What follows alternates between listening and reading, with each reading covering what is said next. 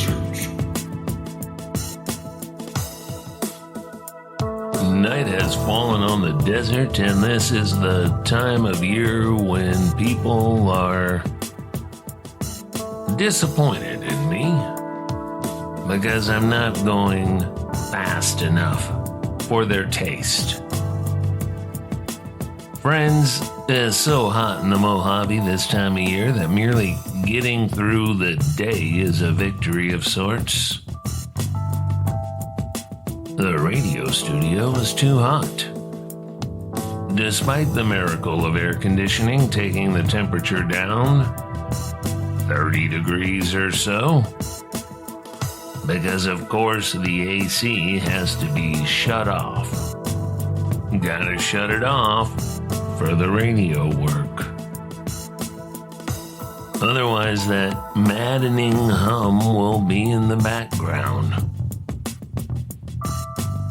Now, the mail order office, which is the other end of the studio, is also very unpleasant, and not just because laborious work must be done there. The dry, hellish air reduces the natural tears, and then it becomes the unpleasant form of email tears, which are blood. A mere crust of blood, like on a dead animal you come across on the trail. The hotter it gets, the more I like to think about trees. Tall, shady cottonwoods, dense green leaves, and well, I'm stretched out along the river, just enough breeze to keep the flies off. A shady glen. That's a nice phrase, isn't it? Glen is Gaelic for a green valley of the kind you find in Ireland or Scotland or the Isle of Man. Or a stately grove like the Mariposa Grove within Yosemite National Park. We venerate trees because that's what we do. There's a lovely little town in the Owens Valley called Lone Pine, and it's named for the solitary pine at the mouth of the canyon, a tree that has been gone for at least 160 years now.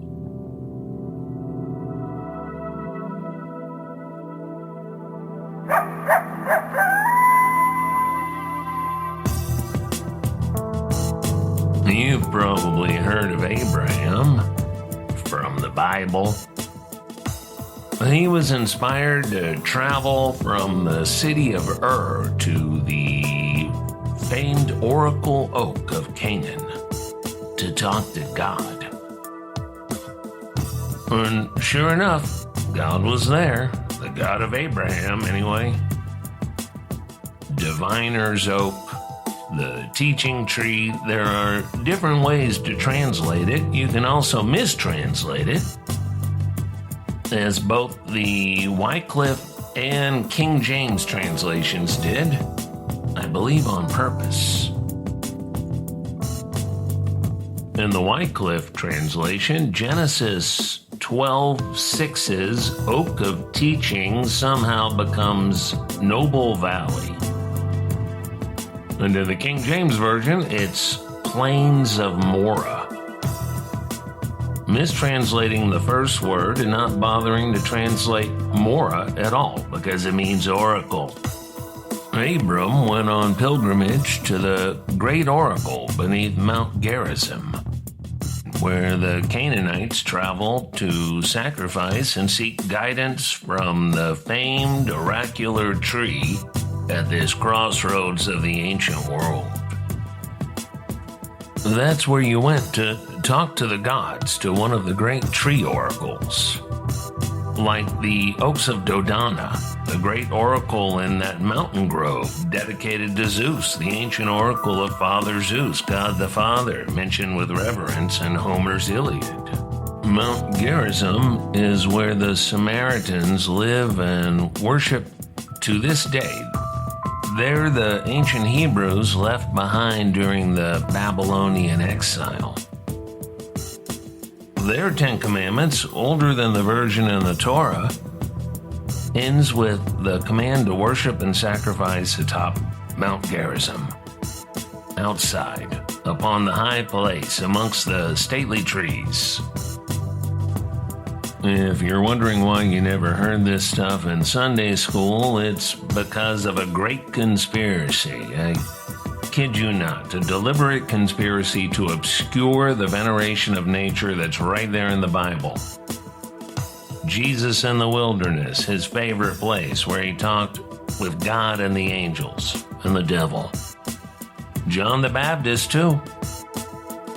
The baptizing was the public part. Most of the time, he was alone in the wilderness, eating locusts and wild honey, like a great wild bear.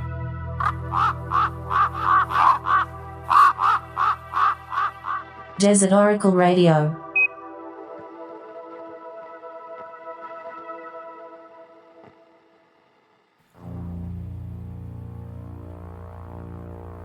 The Oracle Oak appears several other times in the Old Testament. Remember, the greatest kings of the Hebrews were mostly unrepentant polytheists who placed a pair of tree trunks right there as part of the altar in the Holy of Holies. Which is why so many biblical prophets rail against this, the bringing of the Asherah tree into the sanctuary. Asherah was Yahweh's queen, the Hera to his Zeus. She was deprecated. Her worship was discouraged. But intriguing evidence keeps turning up, like the wonderful pottery from the Sinai featuring a rare illustration of Yahweh as a great humanoid bull god walking hand in hand with, as the text says, his Asherah. Behind them, a courtly musician sings and plays the lyre, seated on a fancy chair. Created by an artist of no great artistic skill at the end of the 9th century BC, or the time of Homer, when Homer was singing of Zeus and Hera. Anyway, Abram built his altar of stone at the Oracle Oak, the tree of Morah, and sacrificed there, and was rewarded by an appearance of the angel of God. This location was so venerated that many centuries later, the battles in the book of Judges, chapters 6 and 7, notably take place at the hill of Morah, the high place named for its oracular tree, Elon Morah in Hebrew, or Moreh, according to the French guy on the internet who pronounces things in a charmingly thick accent.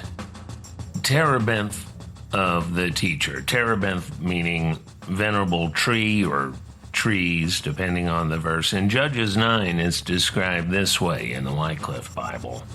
And again, Gal said, Lo, a people cometh down from the midst of the earth, and one company cometh by way that beholdeth the oak. For this variation. And Gal said again, Lo, many people cometh down from the midst of the land, and one company, or one group, cometh along the road of the Soothsayers Oak. But the King James Version obscures this. Why? Why is it the Soothsayers Oak in one version, and then it's changed to this? And Gaul spake again and said, See there come people down by the middle of the land, and another company come along by the plain of Meonim, whatever that means. This is a conspiracy. The fact is, many country people, the Welsh and Scots and Irish and Dane and Angle and Saxon and Jute and etc., were happily enjoying many ancient folkways and festivals that venerated the tree. During the late Middle Ages, when Wycliffe's Middle English version first appeared, and through to the rule of James I in the early 17th century. But times were all a-changin'. A new Puritanism had grown up with all the other radical Christian sects that broke with the Roman Church.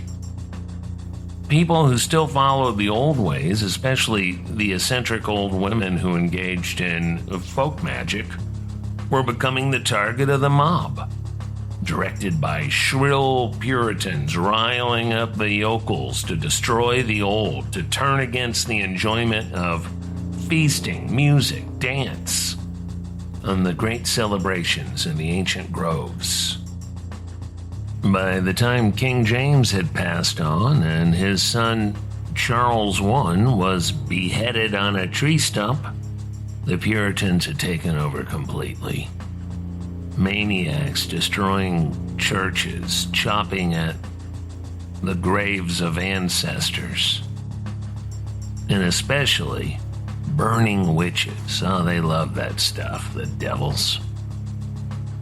Fanatics can never go far enough. That's why they're fanatics. King James and his translators were already strongly against pagan worship and the terrible demons. James had even written his own clumsy works on demonology. But the Puritans were out for blood, out to destroy the very brio of life, which is why they canceled Christmas.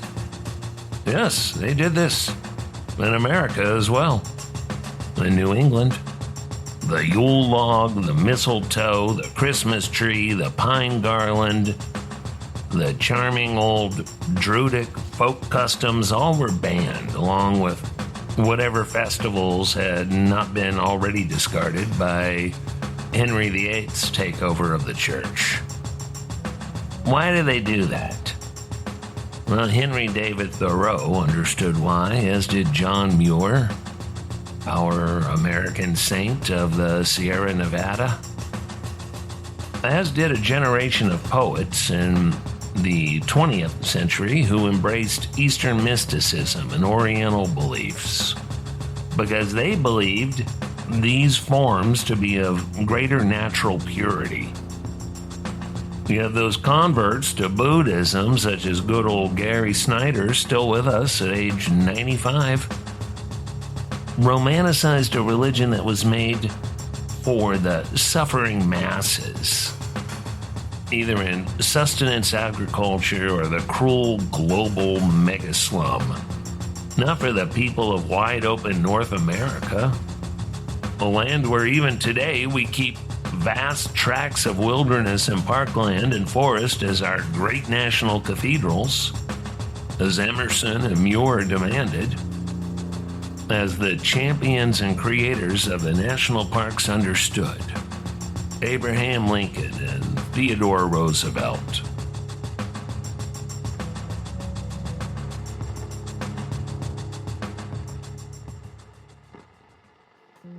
The soundscapes on this program are by RedBlueBlackSilver.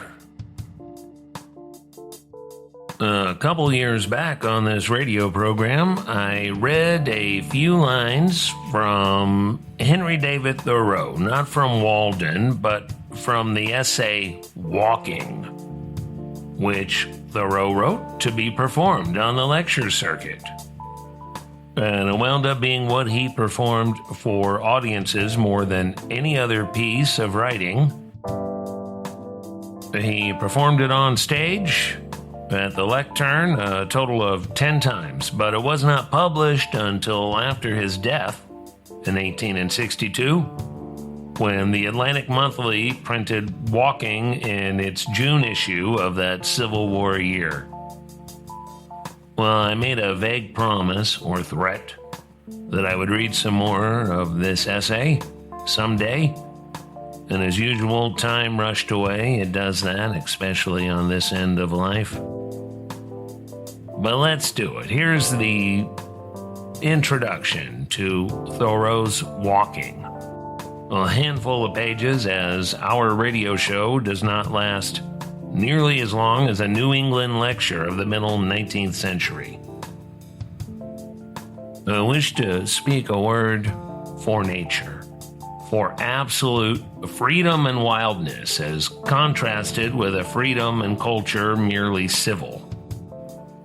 To regard man as an inhabitant or a part and parcel of nature rather than a member of society. I wish to make an extreme statement. If so, I may make an emphatic one, for there are enough champions of civilization. The minister and the school committee and every one of you will take care of that. I have met with but one or two persons in the course of my life who understand the art of walking, that is, of taking walks, who had a genius, so to speak, for sauntering, which word is beautifully derived, quote, from idle people who roved about the country in the Middle Ages and asked charity under pretense of going à la santerre, to the Holy Land, till the children exclaimed, "There goes a saunterer." A saunterer, a Holy Lander. They who never go to the Holy Land in their walks, as they pretend, are indeed mere idlers and vagabonds. But they who do go there are saunterers in the good sense, such as I mean. Some, however, would derive the word from santerre, without land or a home, which therefore, in the good sense, will mean having no particular home, but equally at home everywhere. For this is the secret of successful sauntering. He who sits still in a house all the time may be the greatest vagrant of all, but the saunterer, in the good sense, is no more vagrant than the meandering river, which is all the while seeking the shortest course to the sea.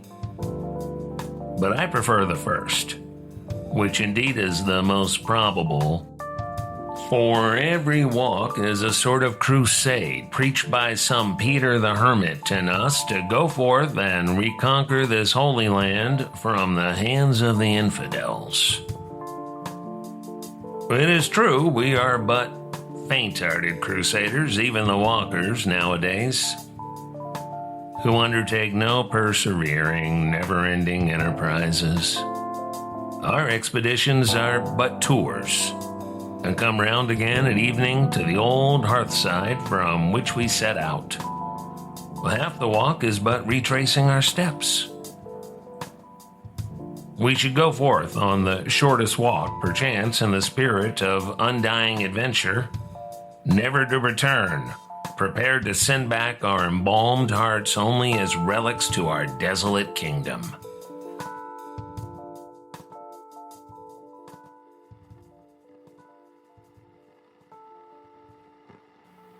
But if you are ready to leave father and mother, and brother and sister, and wife and child, and never see them again, if you have paid your debts and made your will and settled all your affairs and are a free man, then you are ready for a walk. To come down to my own experience, my companion and I, for I sometimes have a companion, take pleasure in fancying ourselves knights of a new, or rather an old, order. Not equestrians or chevaliers, not ridders or riders, but walkers. A still more ancient and honorable class, I trust.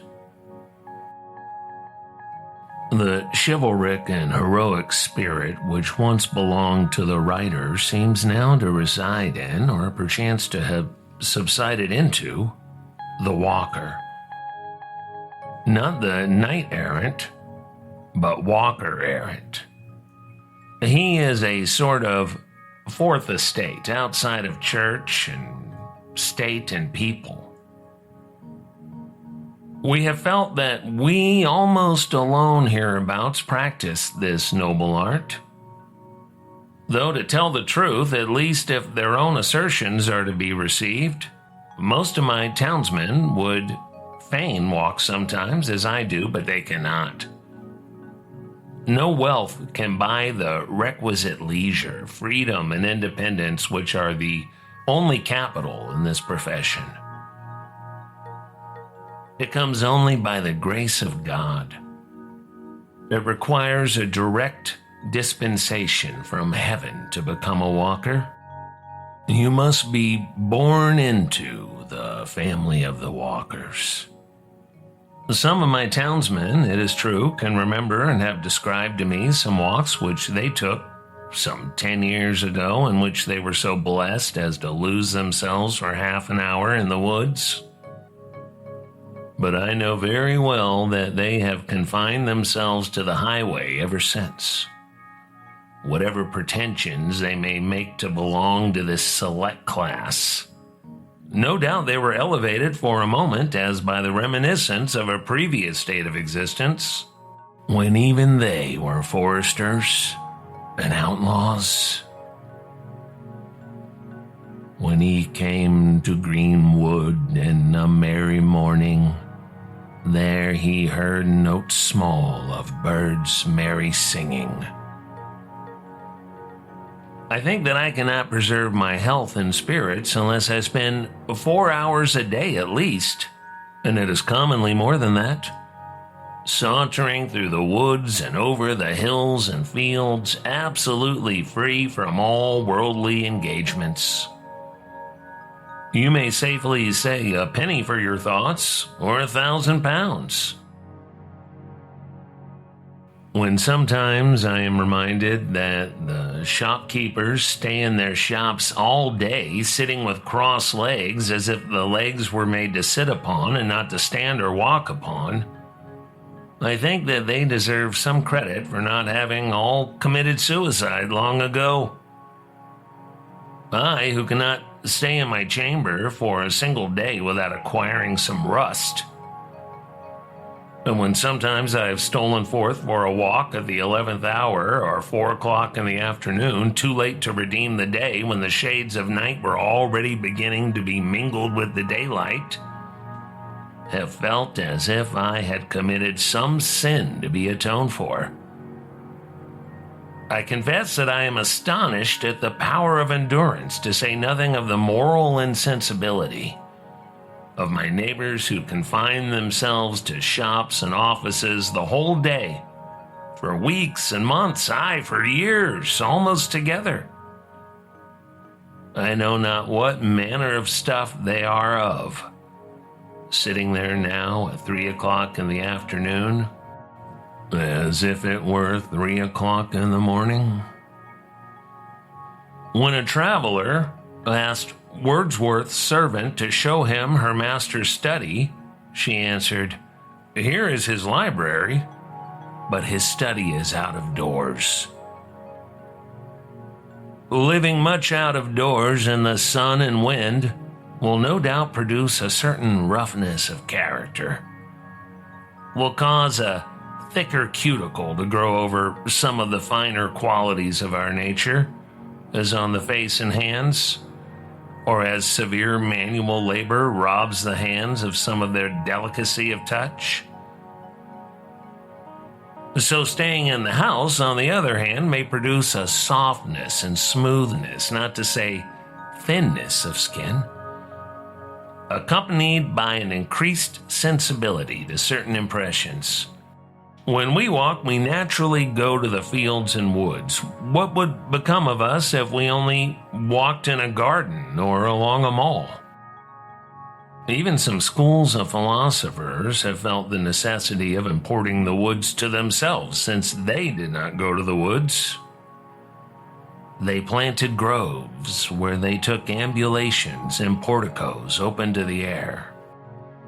I am alarmed when it happens that I have walked a mile into the woods bodily without getting there in spirit.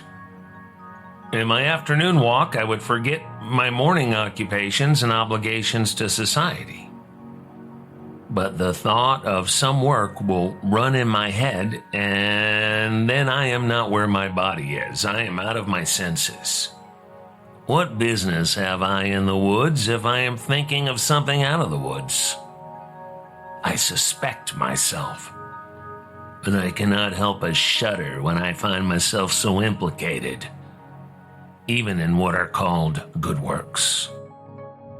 My vicinity affords many good walks, and though for many years I have walked almost every day, I have not yet exhausted them. An absolutely new prospect is a great happiness, and I can still get this any afternoon.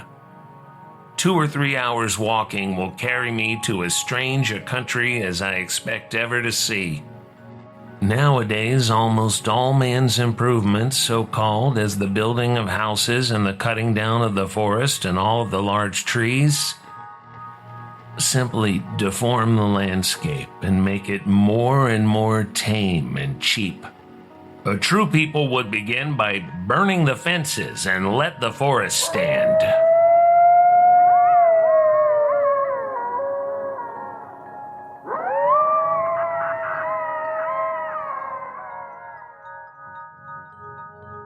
Well, I could read that all night, but we're out of time. That's from Henry David Thoreau, Walking. So much good stuff in there like this. I walk out into a nature as walked the old prophets and poets. Moses, Homer, Chaucer. Go read it yourself, or get somebody to read it to you. Maybe while you're walking. Thanks for listening to our program tonight. Visit us at desertoracle.com, where you can support the show as a patron or buy a couple of the few things I have left to sell. Good night from the voice of the desert.